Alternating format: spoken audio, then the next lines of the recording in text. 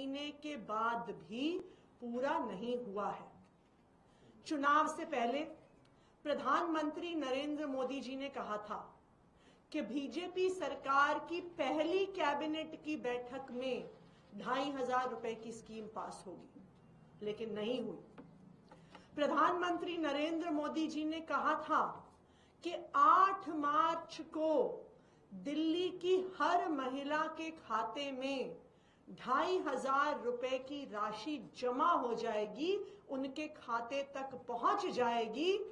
लेकिन मोदी जी की ये गारंटी भी झूठी साबित हुई।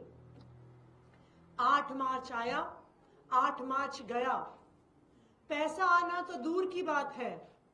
8 मार्च को 2,500 रुपए की स्कीम का रजिस्ट्रेशन तक शुरू नहीं हुआ। एक झुंझुना मिल गया दिल्ली की महिलाओं को कि एक 4 मंत्रियों की कमेटी बन गई, अब कमेटी फैसला करेगी। इस देश में हर व्यक्ति जानता है कि किसी भी चीज को ठंडे बस्ते में डालने का तरीका होता है। एक कमेटी बना दीजिए और कमेटी सालों सालों तक उस मुद्दे को लेके बैठी रहेगी।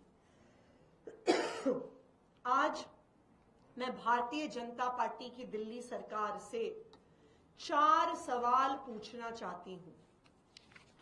मेरा पहला सवाल, क्या भारतीय जनता पार्टी की दिल्ली सरकार दिल्ली में रहने वाली 18 साल से ज्यादा उम्र की हर महिला को 2,500 रुपए की सम्मान राशि देगी, या इतनी शर्तें लगा देंगे, इतनी शर्तें लगा देंगे, इतनी शर्तें लगा देंगे कि दिल्ली की 1% महिलाओं को भी उस 2,500 रुपए की राशि का फायदा नहीं होगा?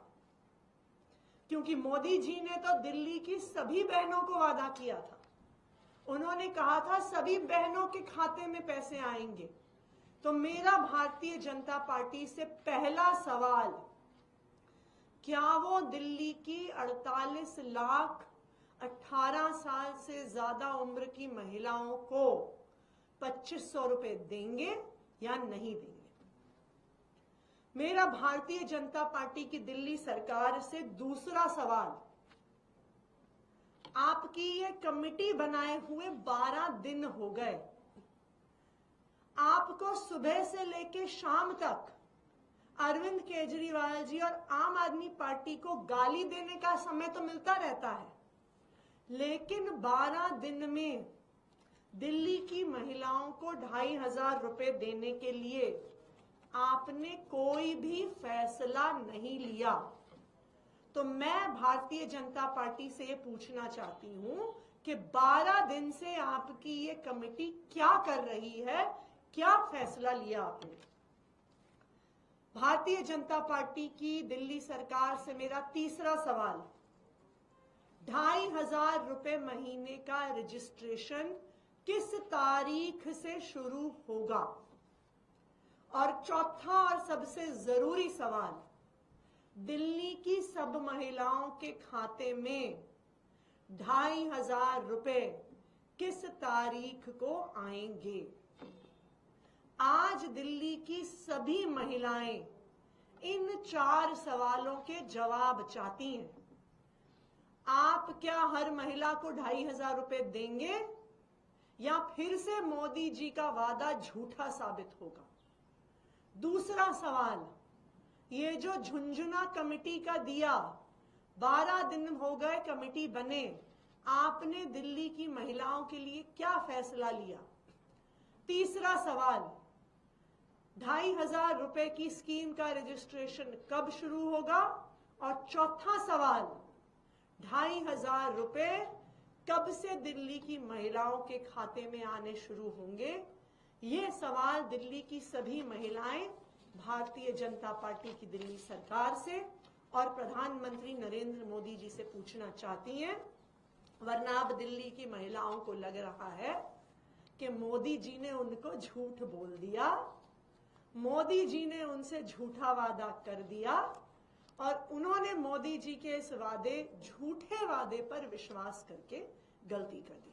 Thank you. इसके अलावा एक एमओयू साइन होना था आयुष्मान योजना को लेकर के 18 तारीख को, वो भी टल गया है। भारतीय जनता पार्टी की जो दिल्ली सरकार है, उनके पास एक ही काम है, सुबह से लेकर रात तक उन्हें अरविंद केजरीवाल जी को गालियां देनी है, आम आदमी पार्टी को गालियां देनी है। उसके लिए उनके पास बहुत समय है। पिछला पूरा विधानसभा सत्र उन्होंने सिर्फ और सिर्फ अरविंद केजरीवाल जी और आम आदमी पार्टी को गालियां देने में निकाल दिया।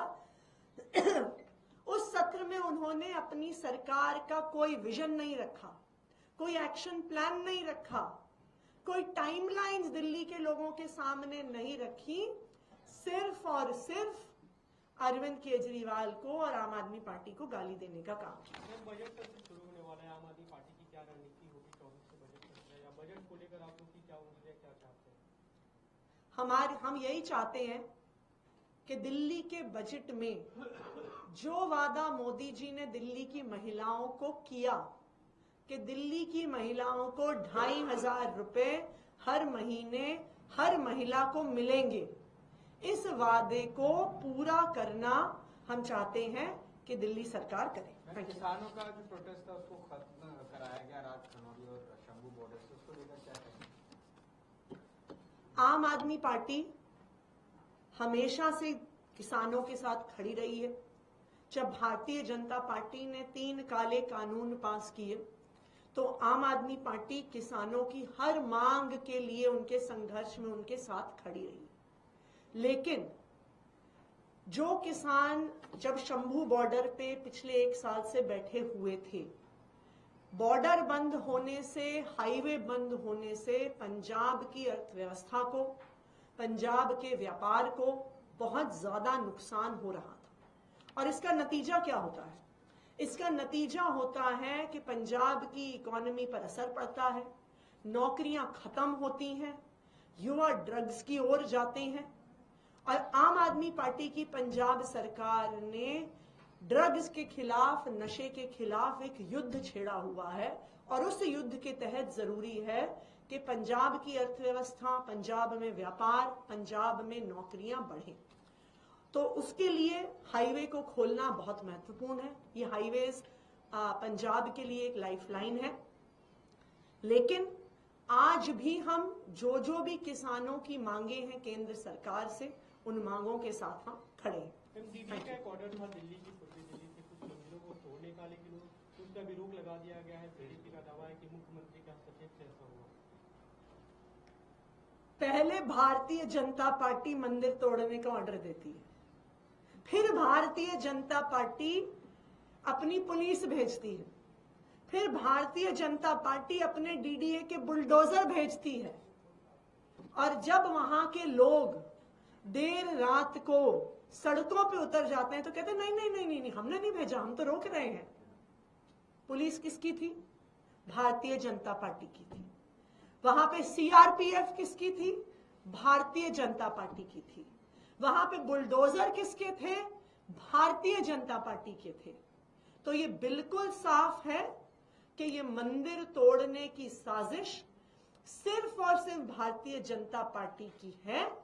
और जब उनकी ये साजिश दिल्ली के लोगों के सामने आ गई तो वो नौटंकी कर रहे हैं, झूठ बोल रहे हैं।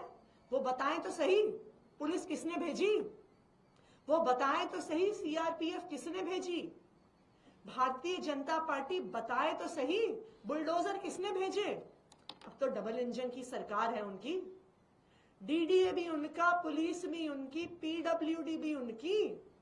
तो किसने भेज दिए बुलडोजर? किसने मंदिर तोड़ने के लिए पुलिस भेज दी? ये भारतीय जनता पार्टी की साजिश है और अब उनकी पोल दिल्ली वालों के सामने खुल गई।